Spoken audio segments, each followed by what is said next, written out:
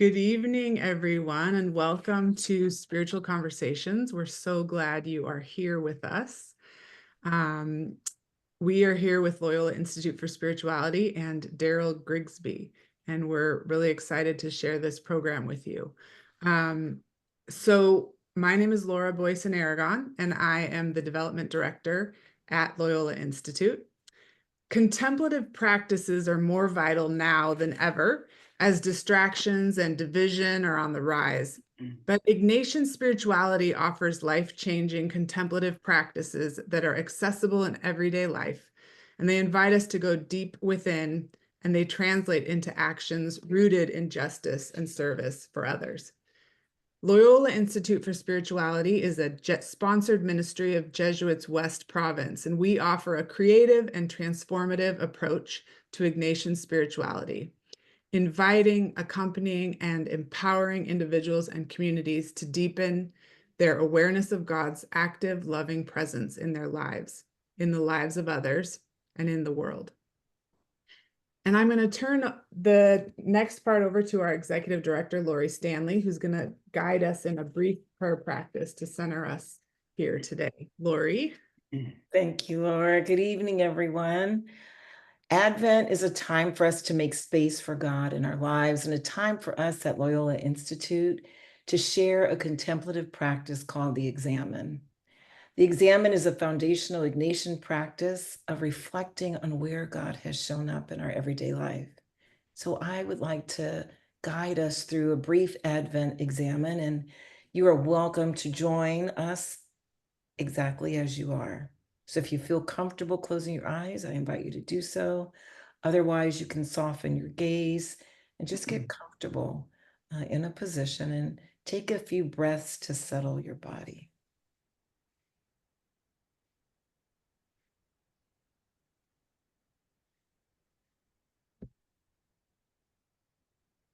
I begin by inviting the Holy Spirit to help me see the day and myself through God's eyes.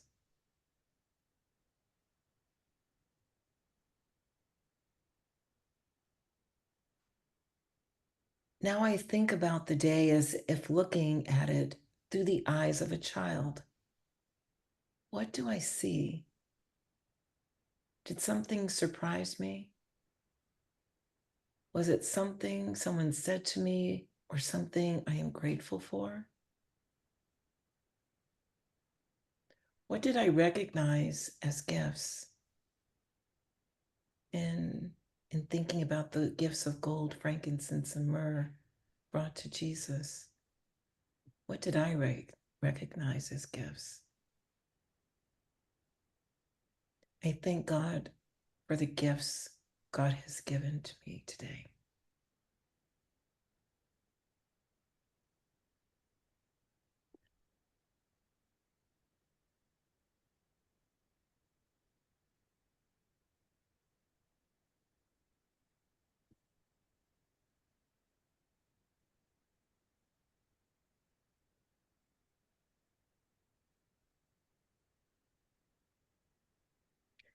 Next, I take a moment to reflect on the times today when God was especially present to me. And think about my feelings in those moments. Where did I feel God's loving arms wrapped around me the way Jesus felt Mary's arms?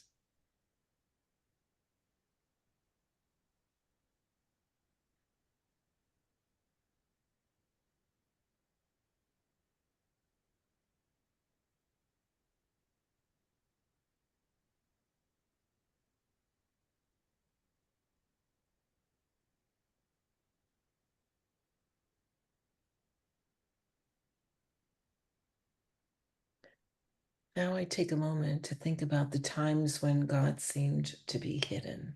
Where did I struggle to see God in my life? Did I see the need for love and fail to respond? Maybe like the innkeeper as Mary looked for a place to give birth? Or did I fail to respond to the opportunity for forgiveness and walked away? I ask God to forgive me for anything that moved my heart away from God's love. And I ask God to help me to open my heart and become the person that God created me to be.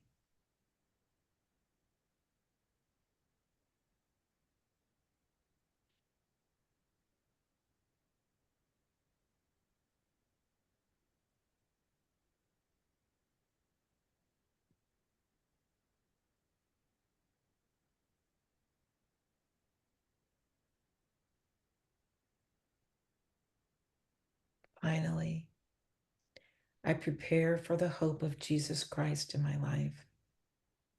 I think about what I am hopeful for, what I am looking forward to during Advent and the Christmas season. What gifts will I share to be hope for someone else?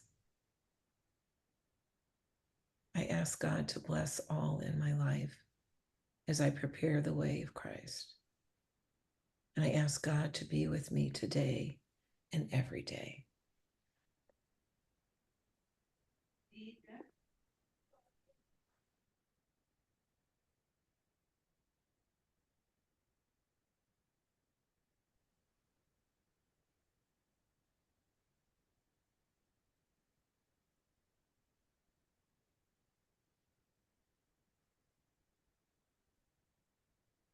Amen.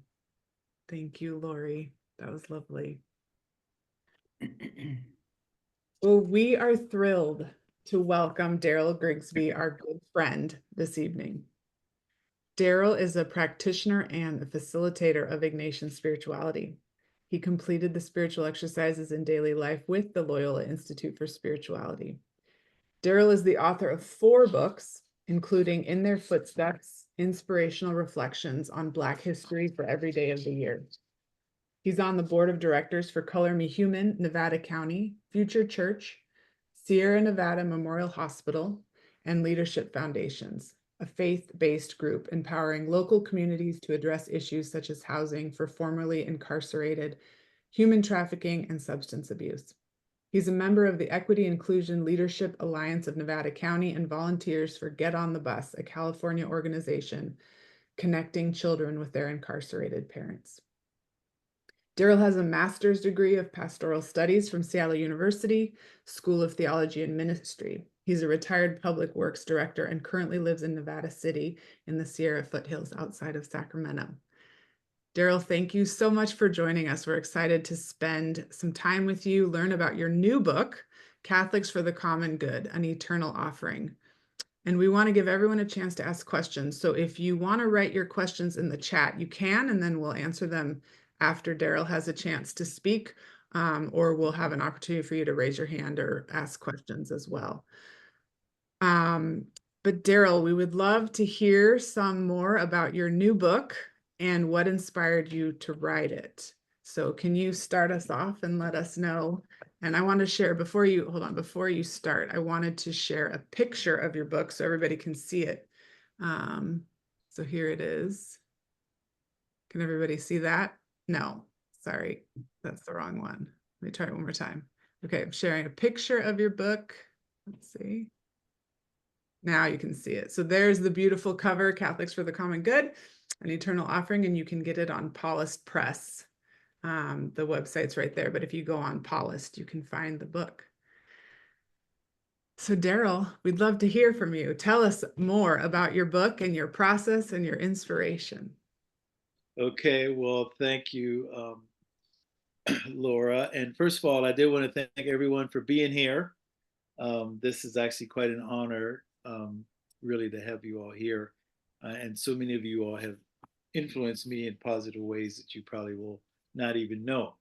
And I also wanted to thank Laura Boyce in Aragon and Lori Stanley from the Loyola Institute of Spirituality for providing me this opportunity. So the book came out actually by Paulist Press on December the 3rd was the official publication date. So having this soon is actually kind of a good intro for me. So in terms of why I wrote the book, so when I became Catholic in Seattle in 1998, after I saw some of the things that our beloved church would do, I told the priest that gave me my confirmation oil, Father Palmagnano, that I see why Catholics thought they were the only ones going to heaven because y'all make it so difficult to stay Catholic. And so, to be honest, really, my motivation in writing the book was, sometimes because of our teachings about women uh, and the exclusion of LGBTQ and the history of racism and colonization, and then the whole priest abuse scandal and the bishop cover up, and the subsequent now closure of parishes and schools, um, and institutes and some of the Black Catholic ministries, like the one in New York, just closed down. I mean, sometimes it's rather difficult to answer the question why I'm still Catholic. Um, However, I then thought about it, and this whole concept of the communion of saints just becomes so real in the Catholic Church because of the global nature of it and because of the 2,000-year history, which also draws from the Jewish tradition as well. So it goes back even longer than that. And I just thought about the people that have been every day doing good works without fanfare, without publicity, and without um, accolades, but just out of their devotion to the faith. Um, I realized what an inspiration that was. And so, the three things that I thought about in terms of the foundation for their inspiration was, Catholic social teaching, which no one produces as many beautiful documents as the Catholic Church. We sometimes are challenged to live them out, but if you read some of the documents, I mean, they're just so inspiring and powerful. So if you take the Catholic social teaching, and then you take the concept of the communion of saints, and then on top of that you have the Eucharist. Um, what I've found is a whole host of people um, who were basically inspiring. So to answer the question about why I'm still Catholic, it was the people that I covered in the book, and in particular, it's interesting because the subtitle of the book is An Eternal Offering, and I actually got that from the Eucharistic prayer number 3 during the Eucharist. There's so much talk about the transubstantiation and the bread and wine becoming Jesus, but really, if you look at some of the teachings of the church, it's not just the bread and wine, but it's also the gathered body of Christ, the gathered community, um, becomes the body of Christ and becomes an eternal offering to God. And with the people that I highlighted in the book, the eternal offering that they make is in the effort in this service for the common good. And that's why actually the proposal I made to Paulus Press was the book was originally called An Eternal Offering, and the subtitle was Catholics for the Common Good. But they felt, and I agreed, that they wanted to have the title say what it was about as opposed to subtitles. So I kind of like I kind of like An Eternal Offering a little better, but as long as it's in there, I'm very pleased with it. So that was that was really, and it's funny because as I was working on the book, you just get kind of barraged, and I'm sure we're used to this, but you just get barraged by the amount of bad news concerning the church. And I mean, the church, we call it the Holy Roman Catholic Church, but it really is, like we all are, holy and sinful, um, both subsisting at the same time. And so this was a way for me to lift up the holiness of the church. And I just have to say this: the people that what's most inspiring and exciting about the book are the 36 people that I covered in the book, because every time um, I did some research or did some reading about what they did, it was so inspiring to see that in spite of everything that's negative, in spite of obstacles greater than things that I face in my life every day, that devoted Catholics are serving at the border or in prisons or in human trafficking arenas or in other places around the world where they're making a difference through their faith. And so that was really that was my motivation for writing the book. Um, and it really was another thing that was interesting is the extent to which um, the Eucharist, as I did some of the research, that the Eucharist was a foundation for people's both transformation, their own personal transformation, and their motivation for serving others, not as a one-off, not once in a while, but as part of a constant, ongoing vocation. Beautiful. Thank you so much. That's exciting. I was thinking about this. So as you talk about the as you talk about the as I think about this and from the lens that I come from and we come from, so Ignatian spirituality, as you know, one of the tenets is really men and women for others. And it sounds like that's exactly who you're writing about here. And I know that you spotlighted several Jesuits in your book. So I'd be curious to know, how has Ignatian spirituality influenced your writing or your life, or what impact has Ignatian spirituality had on you?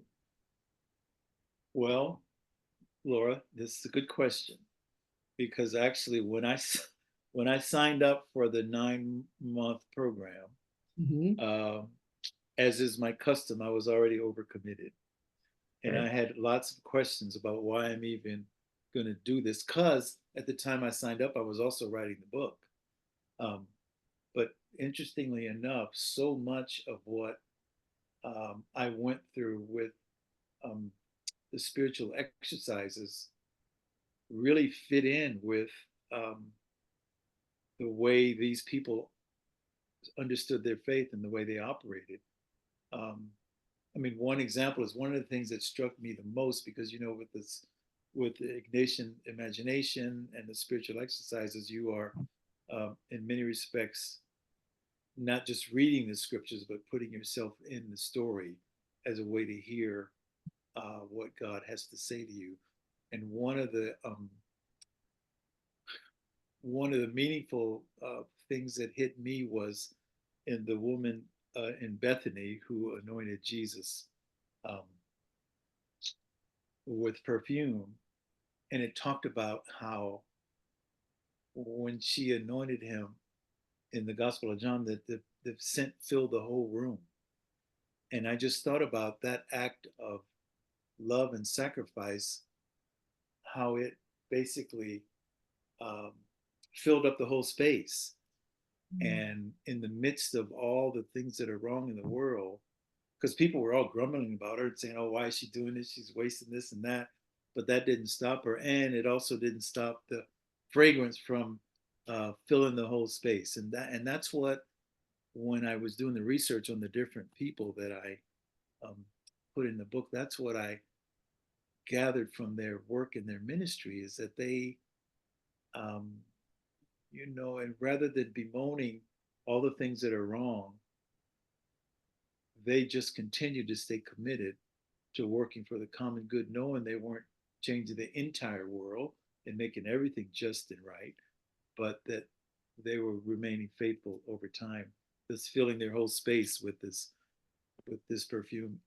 And there were just so many other um, insights from the gospel readings that as um, ironically, as I was writing the book, there was also things during the whole spiritual exercises um, sequence that fed into um, either the person I was writing about or um, or just gave me some more insights into their ministry. And you mentioned about the Jesuits, so I'll talk about this a little later. But the book is broken down into 4 sections. One is on uh, consecrated women, religious. The second is lay men and women. The third is priests, and the fourth is bishops and cardinals.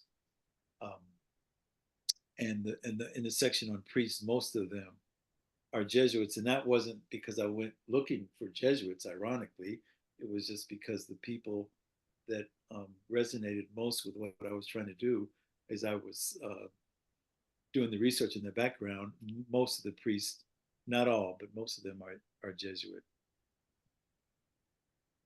Wonderful. Thanks. So it seems to me it seems like writing is a vocation for you, a passion, and maybe even, dare I say, a spiritual practice. Would you agree with that, and if so, how is writing a spiritual practice for you? Well, it is, and it actually is, if I may say, my favorite spiritual practice. Um, Both in journaling. I mean, first of all, journaling for me is kind of therapeutic. I have my journal actually right here, and then I also keep notes on every conference that I go to. So this is my Black Catholic journal that started at LA Recon, um, and also includes every other conference I went to. And I also have the journal from the spiritual exercises. Um, but both the journaling that I do and the just jotting down things, because I just um, it's easy to forget things, and so to be able to go back and see what I learned is helpful.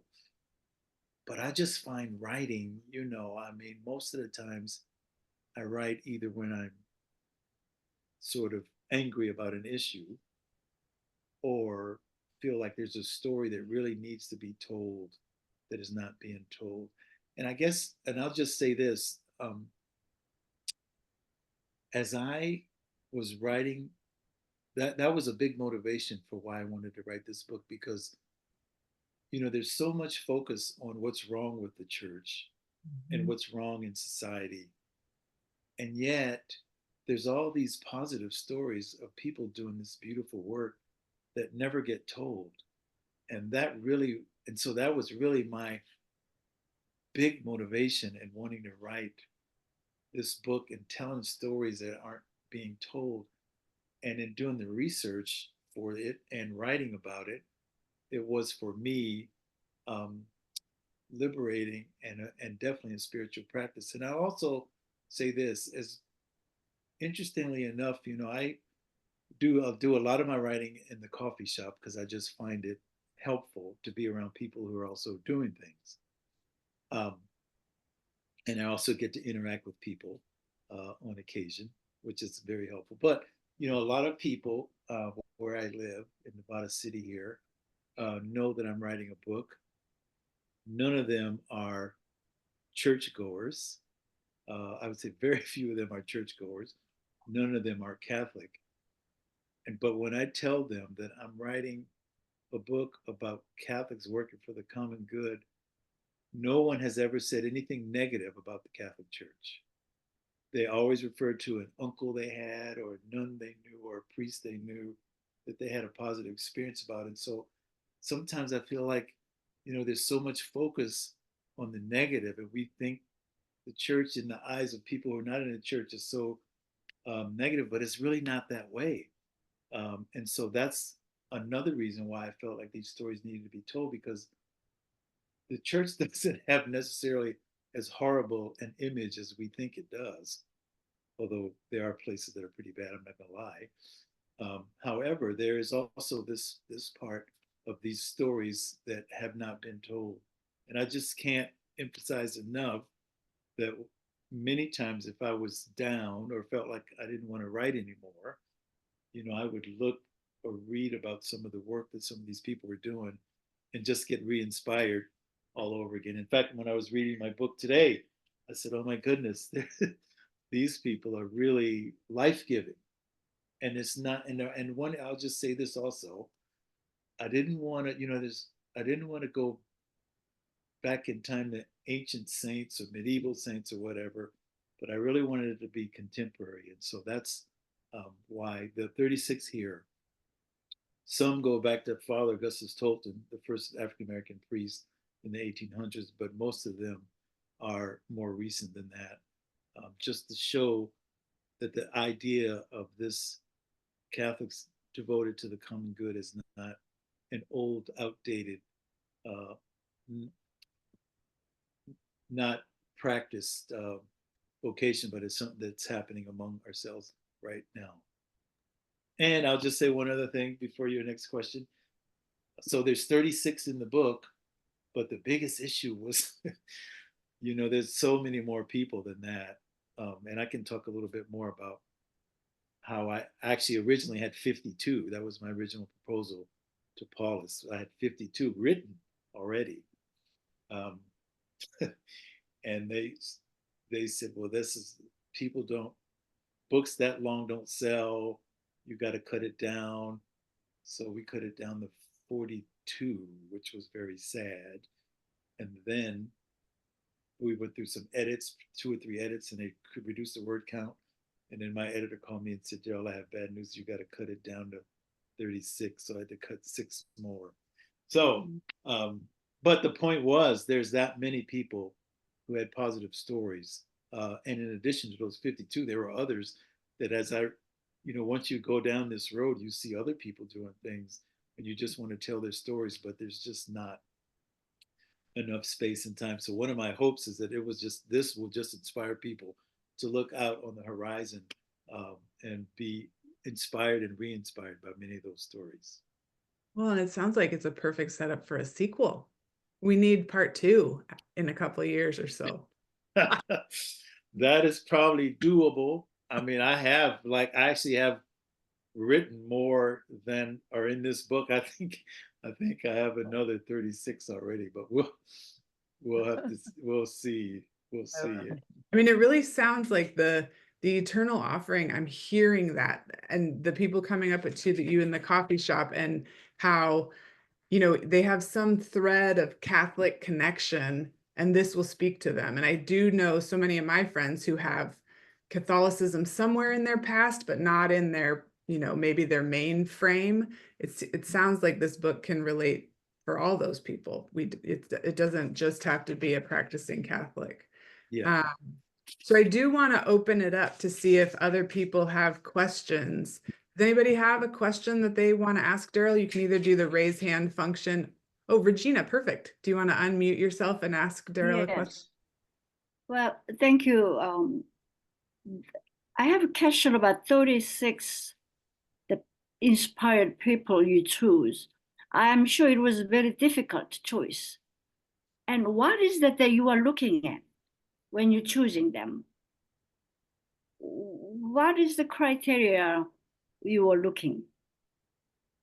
And another question following, are they, any one of them become gonna be a saint in the future? Okay, that's a good question. So in terms of how they were chosen, one thing I really wanted to do was have a wide variety of vocations. I wanted a wide variety of vocations, and I wanted a wide variety of nationalities. Because personally, as an African-American Catholic, I just find that so many, if you go to a Catholic bookstore, it would make you think that the whole Catholic Church is just European white. And that's not the case at all. It's way more global, way more diverse. So one of the things that I really looked for and was inspired by was a wide national and international representation. So, for example, there are people in here there's African Americans and people from Brazil and the Philippines, Burundi and the Cameroon, El Salvador, France, Canada, India, Mexico, and other countries. And it just kind of, I was, one of the things that I was inspired by is just, the verse in Revelation 7:9, one of my favorite verses, was John said he saw a great multitude that nobody could count from every nation and from all tribes and all peoples and all languages. And so the international part was really important for me to have that in the book. And the other part I wanted to get to was I wanted to show that the various vocations all had a place in a vocation and a ministry. So the book is in 4 parts. The first part, like I mentioned, is consecrated women, nuns. The second part is lay women and lay men. The third is priests, and the fourth is bishops and cardinals. And interestingly enough, when I made that proposal to Paulus, they wanted to not have those 4 sections because they said we're trying to get away from division and hierarchy. And I said, yeah, that's true, but on the other hand, those vocations exist. And I said, like for example, as bad a press as sometimes priests and bishops get, there are a lot of great priests and bishops that need to have their stories highlighted and not buried somewhere. And so I wanted to highlight the bishops and cardinals separate, and the priests separate, and the lay people separate, and the consecrated women, showing that they all had a place of service in the church. And so that was kind of part of my selection process, although in some ways it was also just organic because some of the books that it was just also, some of them just came from the books that I was reading. And I'd see something that connected to someone else and say, oh, wow, that's an interesting person or something that I never heard of. As far as anyone of them becoming saints, the only one that I know, personally, I think they all should be in canonized as saints.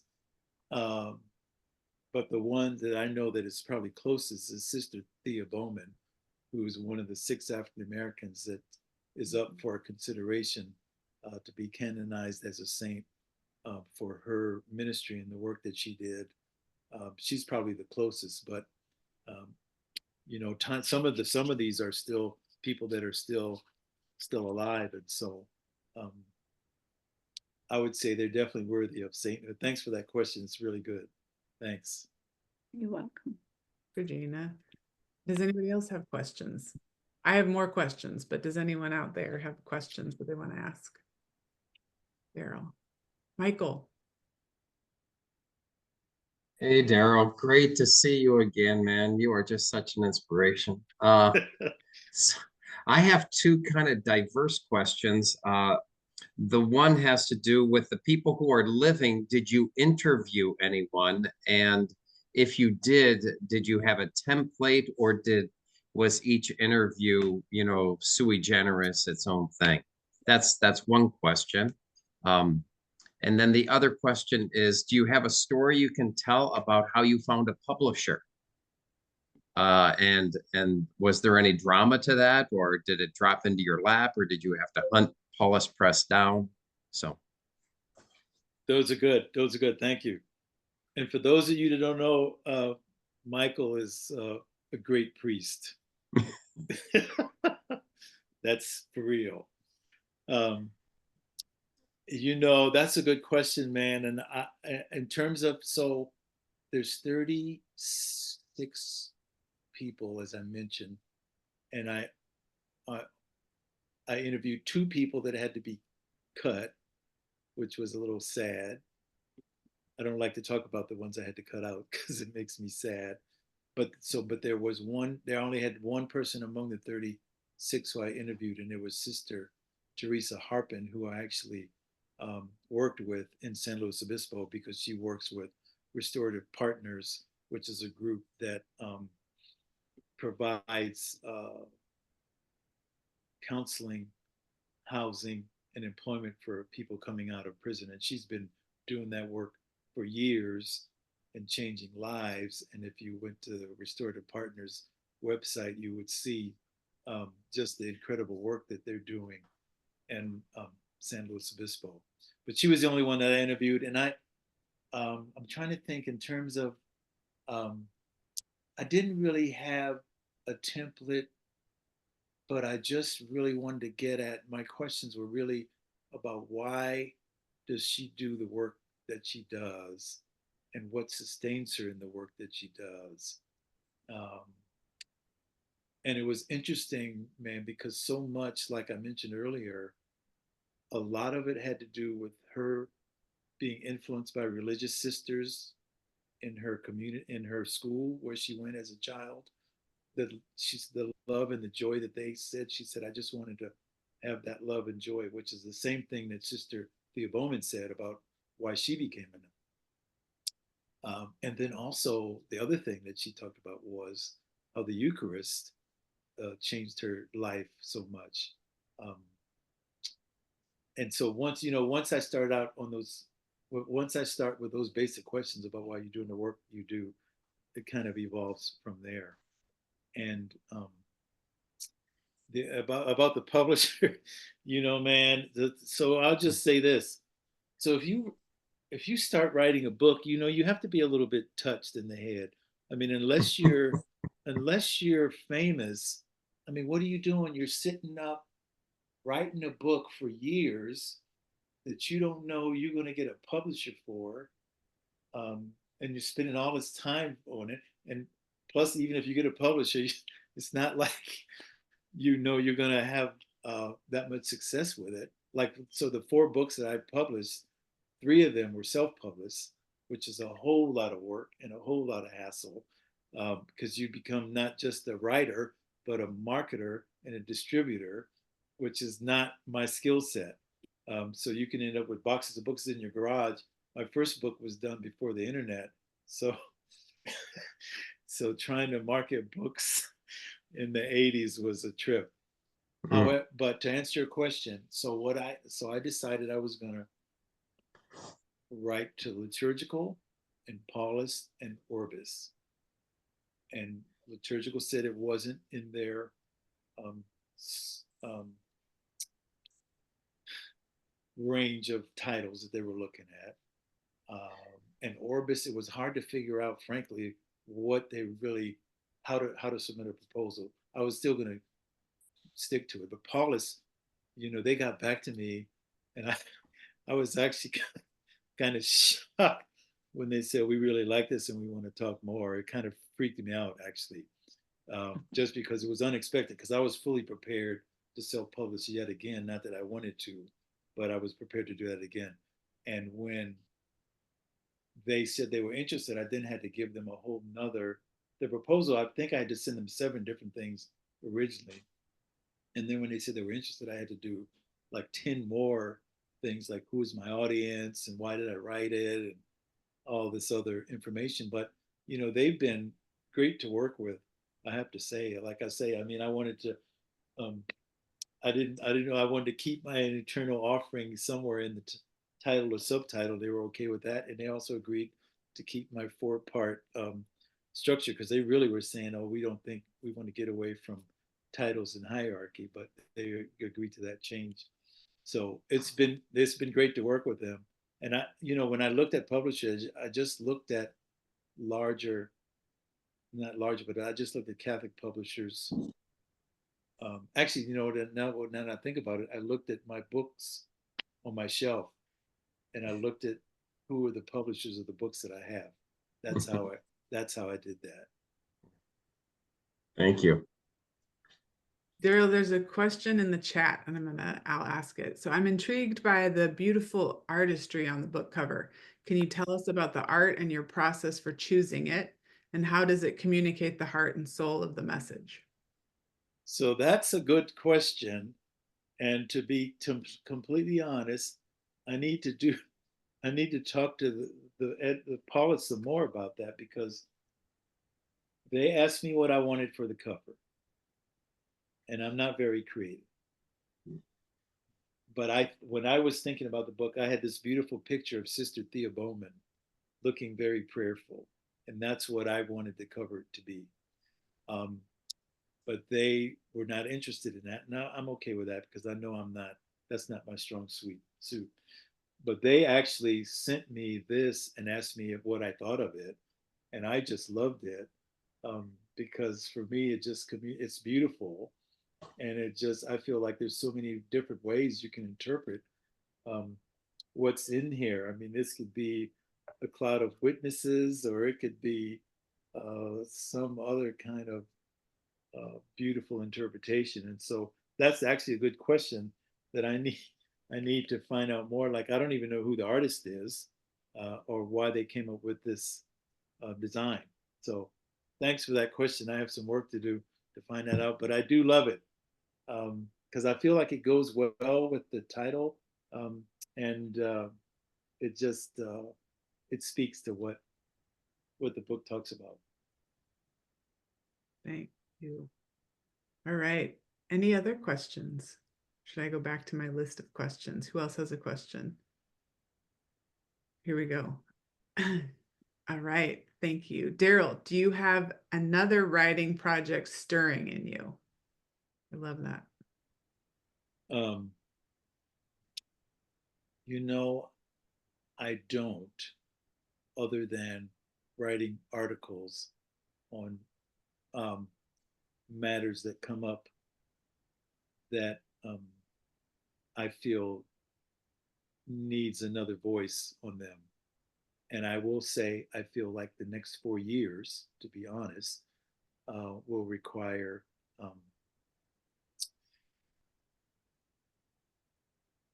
definitely a different perspective on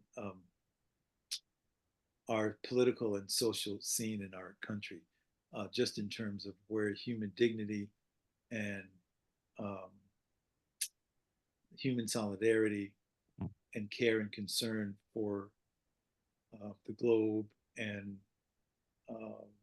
the various peoples in the earth. So I don't have any. I was just thinking about that, whether uh, I had another book project, but I don't at this time. And I'll just say this, the thing about my own process for writing, I don't know. It's just a stirring that comes up. It just reminds me, frankly, of what is in the book in the prophet Jeremiah, where he talks about a fire shut up in my bones, because oftentimes it's never an opportune time, and there's always other commitments going on. So it's just, if there's just this compelling need to tell a story. So I could have a different answer for that tomorrow. I could have a compelling need to tell a story tomorrow. But I do just want to focus on this for a while, only because I feel the stories are so beautiful. And I will just say one other thing. I am thinking about, for the people that I left out of the book, I'm thinking about maybe doing a series on them, or some kind of way to tell their stories as well, because they were equally deserving to be included, as are so many other people. And just one last thing, I'll just say this. Now that I've written this, these 36 are just like a tiny microcosm of the Catholics who are doing so many good work. And I focus on Catholics because I'm Catholic, but there's so many people of faith and goodwill that are doing work that matters around the country and the world, that matters and makes a difference, even in the darkest and most difficult places. And those, I just feel like, need to be lifted up more and more. So Yeah. There was a suggestion you could set up a YouTube channel or a Substack and interview them and share all those. So there's one other question here. Let's see. Were there any particular themes that surfaced across all the individuals in the book that you can share?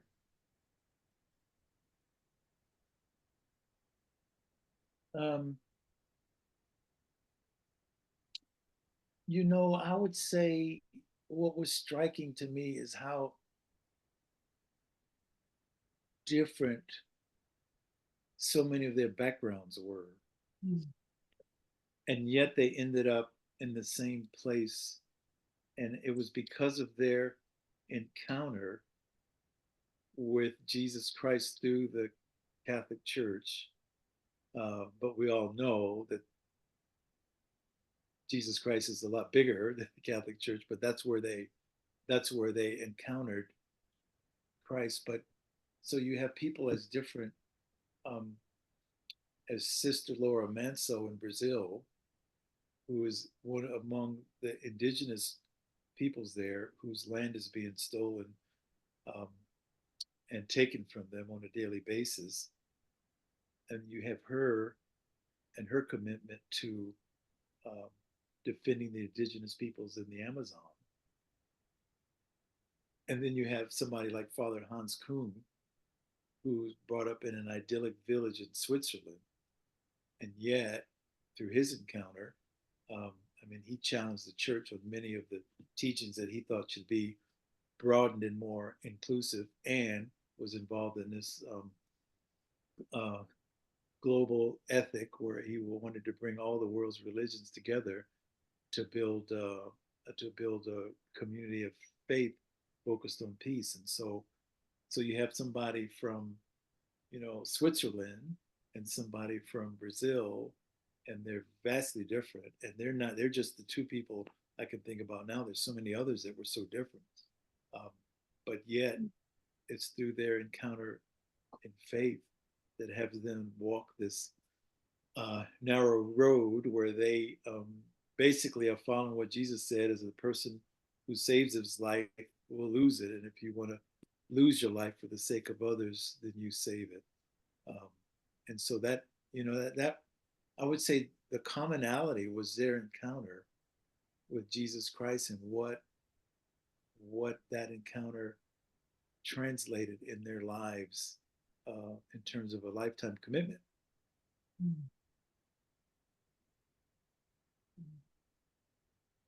Regina, did you These are all very good questions, by the way. did you Yeah, have I any? do. Yes. Can I go? Yeah, go ahead. Okay. Oh, you know, there are so many books about saints. Individually, biography, or just reading. So what would you say it would be different when I read about your book? Well, now this is a very good question. And this is a question that Paulus Press asked me, the same thing. It's, why is your book different? And in fact, I have on my bookshelf over here, if I could turn my camera around, I would show you all my books. But I mean, I have several of those books. In fact, just as an aside, the other obstacle to writing a book is when you look in a bookstore and all the books that are out, you say, why in the world, why would I write yet another book? Anyway, to answer your question, you know, here's one thing that I think makes my book different is the books that I've seen, they don't have the same range of race and international diversity as my book does. Because I have in the book, like I have, there's like several African Americans and several Catholics from Africa and Catholics from India and Catholics from Vietnam and Brazil. And the books that I have over here don't have that same range. And also, you know, just this common, it's not just a saint being prayerful and pious and diligent about their own personal faith, but what really I feel makes my book different is the focus on people working for the common good in practical ways. So they make the gospel, instead of it being theoretical, they make it good news in people's lives on a daily basis. And it is contemporary. So, and that's not to say there, I mean, I've seen some books, there's some books that just recently come out. There's a children's book out about saints that I saw was very good. And there was another book, I don't know the title of it, but it's about Catholics who are working for ecological justice, and that's contemporary. So but I say there's always room for good news stories. I mean, if you want to see books about bad news, about what the church has done wrong, they're all over the place. So I feel like there's a place for stories about people working for the common good. But that's a really good question, because Paul is really, I mean, they were really asking me, how is that book different? Because, you know, I mean, Paul is not a charity, you know, it's a business. They need to make money. So they um,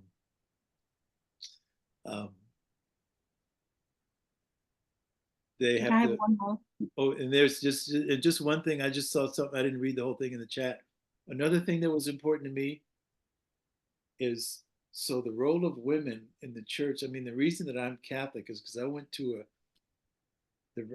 a Catholic church in Seattle that had a woman pastoral life director who was so talented and made the mass so compelling, um, that after not being in church for years, I went to that church one day, and between her and the gospel choir, not only did I stay, but I later became Catholic. And I also knew 3 African American Catholic women who inspired me to go to the School of Theology and Ministry at Seattle University. And so, the role of women is really important. So not only of the 36, 19 of them are women, but also in the introduction, I talk about um, how women influence so many of the other people in the book, like Father Augustus Tolton, who's the first African American priest, was born in slavery, and his mother took him and his siblings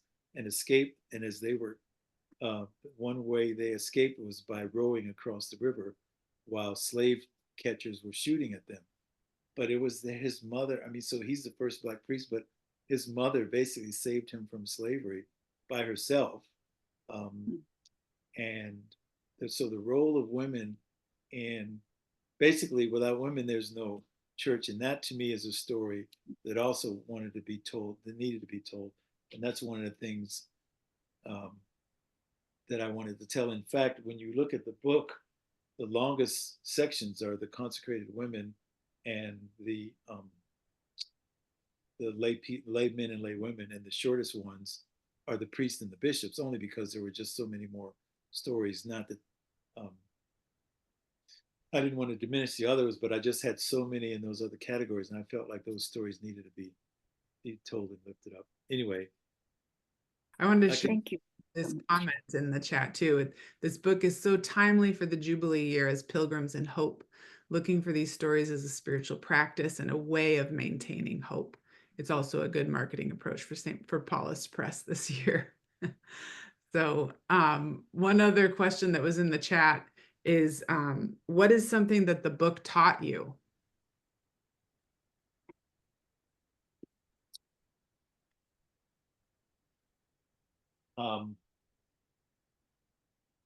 I would say that the one thing that this taught me, um, again, just looking at the lives of the people in the book, uh, is that faith in action is just a really powerful tool, a powerful foundation, a powerful influence. And the obstacles that people overcame to continue to serve out of their faith commitment when they had every reason to just basically give up and live their life for themselves. I mean, they could easily have decided to say, well, this is too hard and I don't want to do this anymore. And it's not making that much of a difference. So I'm just going to go give up. But all of the people, Sister Norma Pimentel, who's working at the border, um, and this Black woman, Dr. Um, Lena Edwards, Dr. Edwards, working in New Jersey and then in Texas, basically making a huge difference in people's lives every day, um, without fanfare and without a high salary and without, um, a lot of publicity. I guess what I learned in a big way was just what a powerful force for good faith in action can be, um, to make a difference. And also, I would say also this, that none of these people, and maybe this is a point I should talk about more, but none of these people are like lone rangers operating alone. I mean, they're all part of a community uh, that's working alongside them and with them, and they've all been influenced by people, and they are themselves influencing people. So just the importance not being out there by yourself, but the importance of being in a community that's working to make change, even if you don't see the change. I mean, there's so many areas where the people continue to struggle, often in opposition to what, I mean, many of the, somebody asked earlier about how I selected some of the people. Ironically, one way I selected people was to see who was in trouble with the Vatican. um, and, so, and so and so and so by once I did that, I mean, just this whole group of people just unfolded, who was under this papal visitation they do. They did on Bishop Hunthausen, which is ironic. They used the term of Mary and Elizabeth seeing each other in that beautiful moment. They take the visitation, a beautiful Catholic concept, and turn it basically into an inquisition, which is totally ridiculous. And all the while, and this drove me crazy reading the part about Bishop Hunthausen, but all the while they're investigating Bishop Hunthausen for his work supporting LGBTQ and against nuclear armament. There's this whole abuse crisis going on that nobody's paying attention to. And so I even mentioned that in the book, is what a sad, misguided waste of energy and effort to ruin a bishop that everybody in Seattle loved, and chase him out of his position. At the same time, you have all this corruption going on. Anyway, don't get me started on that subject. But but that was one thing I learned, though, is just the community, that none of the people were by themselves, but they were part of a community.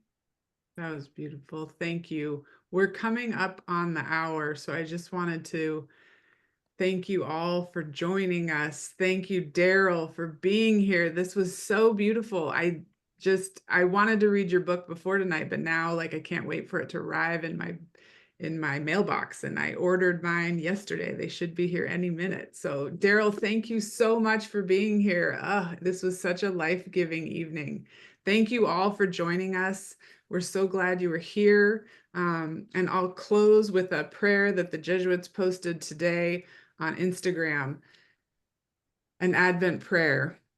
God of hidden wonders, in this time of Advent waiting, we are reminded once more to expect your arrival in the most surprising of places. How easy it is to forget that every inch of creation glistens with your grace. May our Advent journey be one that re-enchants our vision, renewing our desire to find you in all things. Amen. And your book is helping us find God in so many places, Daryl. Thank you so much for being here. Well, thank you all for being here. You guys are awesome for being here. Many of my favorite people are here, so this is doubly exciting. Okay. Congratulations.